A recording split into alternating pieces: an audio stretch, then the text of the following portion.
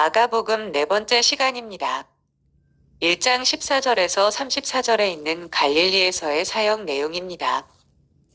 당시 갈릴리 지방은 학식있고 종교적으로 경건하며 권력과 부귀를 가진 자들이 주로 모여 사는 유대 땅에 비해 비천하고 무식하고 또 종교적으로 불경건한 자들이 모여 사는 땅이었습니다.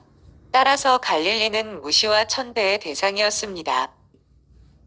그런데 예수님께서 이런 갈릴리에서 집중적으로 복음을 전하셨다는 사실은 1.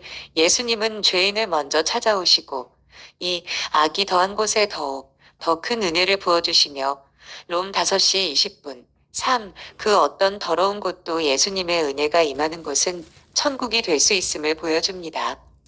갈릴리에서 복음을 전파하시다. 14요한이 잡힌 후 예수께서 갈릴리에 오셔서 하나님의 복음을 전파하여 15 이르시되 때가 찼고 하나님의 나라가 가까이 왔으니 회개하고 복음을 믿으라 하시더라. 예수님께서는 세례 요한이 잡힌 후에 복음을 증거하기 시작하셨습니다. 즉 요한이 예수님의 길을 예비하는 자로서의 사명을 마친 후에 예수님께서 증거를 시작하신 것입니다. 예수님께서 전파하신 복음의 내용은 하나님 나라의 복음이었습니다. 즉 예수님께서 하나님 나라에 대한 기쁜 소식을 절망적인 상태에 처한 이 땅에 전하셨던 것입니다. 여기서 때가 찼고라는 말은 하나님께서 하나님의 계획을 이루시기 위하여 모든 내적, 외적 환경을 성숙시키시고 준비하신 때를 말합니다. 여기서 하나님 나라는 1. 본질적으로 하나님의 통치, 다스리심을 가리킵니다.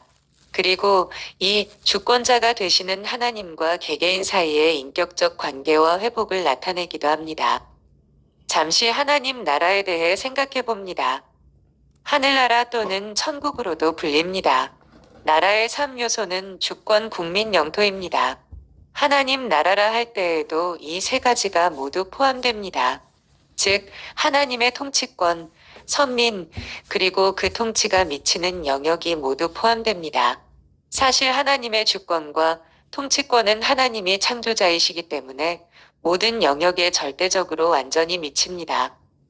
성경은 인간이 타락함으로 죄의 지배자 사탄이 현재 세상을 통치하고 있다고 가르칩니다. 오늘날 사탄의 나라가 하나님의 나라에 대적하고는 있지만 사탄의 통치는 어디까지나 하나님의 주권적 허용에 의한 것입니다. 여하튼 하나님의 나라는 이처럼 세상 나라에 속하지 않는 구원받은 하나님의 자녀들과 하나님의 축복을 입은 피조 세계만을 따로 지칭하는 말입니다.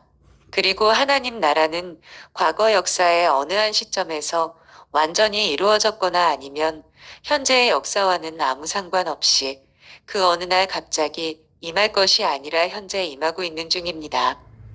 즉 하나님 나라는 지금 역사 속에서 역동적으로 활동하고 있는 것입니다. 따라서 하나님 나라는 현재성과 미래성을 동시에 갖고 있습니다. 즉 하나님의 나라는 세상 끝날 최후의 심판을 통하여 완전히 도래할 것이지만 그 나라는 현재도 우리에게 임하여 있습니다. 그렇기에 예수님께서 전하신 메시지는 유대인들이 가지고 있었던 현재성만을 강조한 하나님 나라는 아니었습니다. 유대인들은 하나님 나라가 오면 모든 이방과 불의한 세력들이 멸절되고 자신들만이 살아남아 기쁨을 누리게 될 것을 기대했었습니다. 이방 나라의 식민지로부터 해방시키고 경제적인 문제를 해결해주는 정치적인 메시아를 기대했었던 것입니다. 이러한 생각들은 분명 인간적이고 세속적인 시각에서 출발한 것입니다. 하나님에게서 출발하여 하나님을 소개하고 있는 하나님 나라의 복음과는 거리가 먼 것이었습니다. 그런 의미에서 예수님께서는 때가 찼고 하나님 나라가 가까웠음을 강조하신 후 회개하는 일과 복음을 믿는 것 두 가지를 요청하셨습니다. 사실 예수님의 말씀 선포와 권능은 이미 이 땅에 하나님의 나라가 왔음을 알리는 청신호였습니다. 이 사실에 직면한 인간들에게 예수님께서는 먼저 자신들의 과거의 삶을 돌이켜 자신의 무능함을 인정하고 오직 하나님께로부터의 구원만을 확신하는 회개를 요청하셨습니다. 회개는 복음과 하나님, 나라의 첫 관문인 것입니다. 그리고 둘째로 요청하신 것은 복음을 믿는 일입니다. 이 복음을 통해서만이 진리와 평화와 하나님의 약속과 영생과 구원의 확신을 소유할 수 있는 것입니다. 이것은 예수님께서 전도하신 메시지가 단순하고 순수한 것으로서 인위적인 방법이나 미사여구를 전혀 사용하지 않았다는 사실을 가르쳐 줍니다.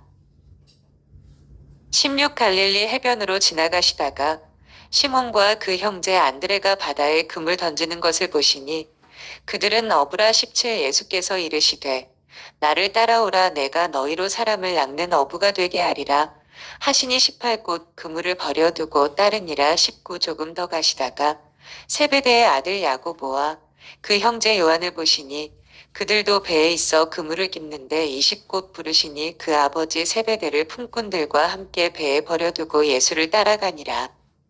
예수님께서는 자기 생활에 충실한 자들을 제자로 부르셨습니다. 다시 말해서 시몬과 안드레는 고기를 잡고 있을 때 부르셨고 야고보와 요한은 그물을 잡고 있을 때 부르셨던 것입니다. 이처럼 주님께서는 자기에게 맡겨진 일에 충실한 자를 들어서 쓰시는 것입니다. 그때 제자들의 반응은 예수님의 부르심에 대하여 신속한 마음의 결단을 내렸습니다. 그리고 그들은 그들이 누리고 있던 세상적인 모든 일을 버리고 주님을 따랐습니다. 이러한 것들은 바로 예수님의 제자가 될 수 있는 자격 요건입니다. 생활 가운데 예수님께서 기뻐하시는 일은 나도 추구하고 선택하며 예수님께서 싫어하시는 일은 나도 미워하고 버리는 자세인 것입니다. 예수님과 동행하며 순종하며 살아가는 인생이 가장 복되고 안정되며 가치 있는 것으로 여기고 힘들고 어려울지라도 기꺼이 주님을 믿고 따르기를 예수님께서는 성도들에게 원하고 계시는 것입니다. 20일 그들이 가버나움에 들어가니라 예수께서 곧 안식일에 회당에 들어가 가르치심에 20이 무사람이 그의 교훈에 놀라니 이는 그가 가르치시는 것이 권위 있는 자와 같고 서기관들과 같지 아니함일러라. 예수님께서는 안식일에 가버나움에 있는 회당에 들어가셔서 하나님의 말씀을 가르치셨습니다. 그 당시 회당은 이스라엘의 종교와 교육의 중심지로서 이곳에서는 주로 랍비들의 활동이 두드러졌습니다. 예수님께서는 유대의 전승과 유대인의 아집에 가득 찬 가르침과 의식이 행해지고 있는 이곳에서 권세 있는 자와 같이 하나님의 말씀을 가르치셨습니다.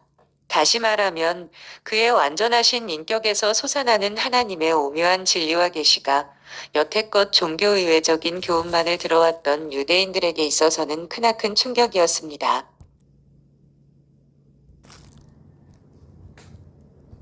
특히 예수님의 말씀 자체가 인간의 영혼을 헤집어 놓기에 충분할 정도로 권위와 능력이 있었습니다.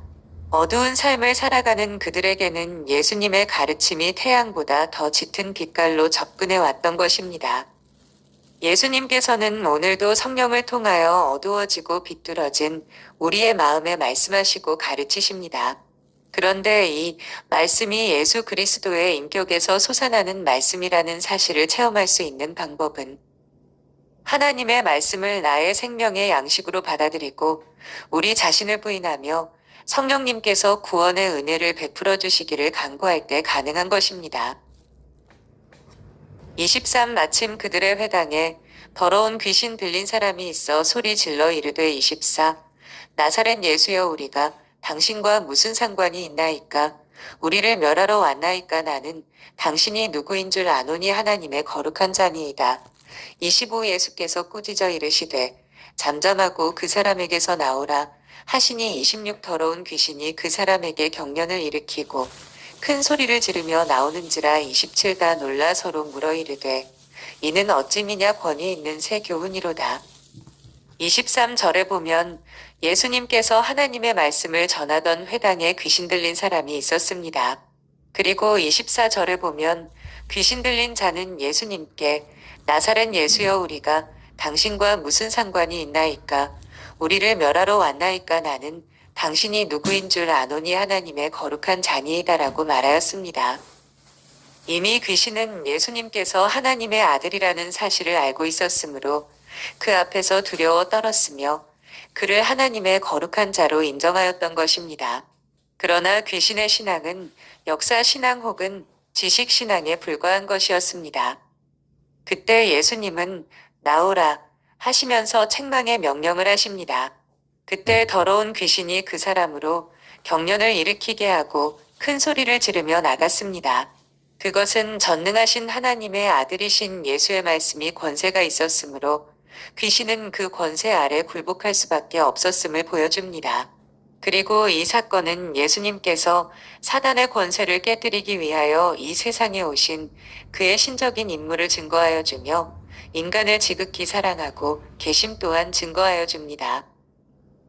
29회당에서 나와 곧 야고보와 요한과 함께 시몬과 안드레의 집에 들어가시니 30시몬의 장모가 열병으로 누워 있는지라 사람들이 곧 그 여자에 대하여 예수께 여짜온데 30일 나아가사 그 손을 잡아 일으키시니 열병이 떠나고 여자가 그들에게 수종되니라. 그 다음 29에서 31절을 보면 예수님께서 베드로의 장모를 고치신 사건이 나옵니다. 예수님께서 시몬 베드로의 장모를 고치신 사건이 우리에게 주는 교훈은 무엇일까요? 1. 비록 본인이 아닐지라도 본인과 관계된 주변 사람들의 믿음에 의해서도 예수님은 이적을 베푸신다는 사실입니다. 본문에서 보듯 예수님은 시몬의 장모가 아닌 주변 사람들의 믿음과 기대를 보시고 그녀의 열병을 고쳐주셨습니다. 2. 하나님의 일을 위해서 필요하다고 판단될 때 예수님께서는 이적을 베푸신다는 사실입니다.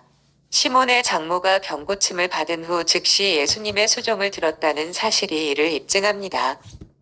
이처럼 예수님은 주변 사람들의 간절한 믿음에도 응답하시는 긍휼과 사랑의 구주이십니다. 그 대표적인 예가 백부장의 믿음입니다. 진정 자기의 이기심을 떠나 하나님의 영광과 이웃의 행복을 위해 순수한 마음으로 간구하는 기도에 예수님은 응답하시는 분이십니다. 그러므로 오늘날 성도들은 중보기도의 중요성을 인식하고 기도를 쉬는 죄를 범치 말아야겠습니다. 또한 열심으로 구하여도 받지 못할 때는 혹시 내 정욕대로 쓰려고 잘못 구함이 아닌가를 반성해 보아야 할 것입니다. 30이 저물어 해질 때에 모든 병자와 귀신 들린 자를 예수께 데려오니 33온 동네가 그 문 앞에 모였더라. 34 예수께서 각종 병이든 많은 사람을 고치시며 많은 귀신을 내쫓으시되 귀신이 자기를 알므로 그 말하는 것을 허락하지 아니하시니라. 34절에 보면 왜 예수님께서는 귀신들에게 당신에 대해 발설하지 못하도록 했을까요? 그 이유는 예수님께서 질병 치유자로 널리 알려지면 자신의 메시아적 사역, 십자가의 죽음과 부활이 방해받을 것을 염려했기 때문입니다. 실제로 예수님의 사역에 있어서 질병의 치유와 여러 가지 이적은 신적 권위를 드러내기 위한 하나의 방편이었을 뿐 그것이 사역의 최종 목표가 아니었습니다. 사역의 최종 목표는 바로 자신의 십자가 죽음과 그로 인해 완성되는 인류 구속이었습니다. 그러므로 오늘날 사람들이 예수를 믿으면 병고침을 받는다든지 물질적인 축복을 받는다든지 하는 식으로만 인식한다는 것은 커다란 잘못입니다. 참 성도는 그 무엇보다 본질적으로 용서와 구원을 위해서 예수 그리스도를 믿어야 합니다. 예수님께서 밤이 늦도록 몰려든 병자들을 고치신 기사에서 우리가 얻을 수 있는 교훈은 무엇인가요? 첫째, 그들은 예수님의 복음을 들으려 하기보다 단지 육신의 질병을 치료받기 위하여 모였습니다. 즉, 그들은 하나님 나라에 속한 것들보다 그들이 당면한 현실적인 어려움을 해결받는 데에 그들의 관심을 기울였던 것입니다. 우리도 예수님을 단지 자신의 문제를 해결하는 수단으로 이용하는 잘못을 범하기가 쉽다는 사실을 기억해야 합니다. 주께서는 경외의 대상이 되어야지 문제 해결을 위한 도구가 되어서는 결코 안 됩니다. 둘째, 여기서 우리는 인간들을 괴롭히는 여러 가지 병들이 널리 퍼져 있음을 알 수 있습니다. 그러나 각양의 질병과 아픔이 예수님의 치유하시는 손길 앞에서 모두 사라져 갔다는 사실은 우리에게 크나큰 도전이 아닐 수 없습니다. 여기서 우리는 오늘날 우리에게 도덕적 윤리적 타락 등 갖가지 병폐들이 널리 퍼져 있으며 그러한 것들은 주님이 없이는 해결 불가능한 것임을 알아야 합니다. 셋째, 밤이 늦도록 모든 병자들을 치료하신 예수님에게서 우리는 육신의 연약함을 무릅쓰고 하나님의 일에 최선을 다하여야 한다는 영적 교훈을 얻을 수 있습니다. 지금도 우리 주위에는 육적으로나 영적으로 아픔을 당하여 신음하는 자들이 많습니다. 우리는 그들의 아픔을 들어주기도 해야 하며 무엇보다도 먼저 인류의 구세주이며 모든 사건의 주관자이신 예수님을 소개할 수 있어야 합니다. 사람의 근본적인 문제의 원인인 죄에 대한 해결 없이는 참된 회복과 구원이란 없기 때문입니다. 행 3대 6 갈두시 20분 감사합니다.